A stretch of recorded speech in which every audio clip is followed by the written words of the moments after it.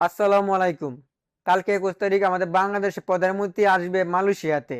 তাহলে আসে কি করবে? আর কি ফাও ধরবে যে আমার দেশের লোক অবৈধ, ওদেরকে আপনি বৈধতা করা শুরু করে দেন? No, never. এটা কোনোদিনই সম্ভব না। কারণ আমাদের বাংলাদেশের লোক এই দেশে থাকে না।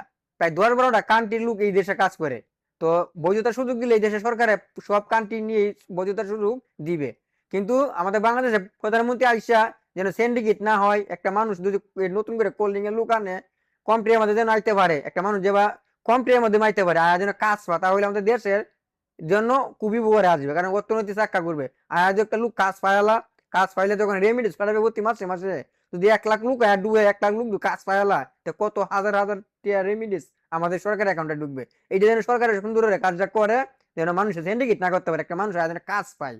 আর বৈধতা সুযোগ দিত না, এটা নিয়ে অনুরোধ করলে আমাদের দেশের মান সম্মান থাকতো না, আমাদের সরকারের মান সম্মান থাকতো না।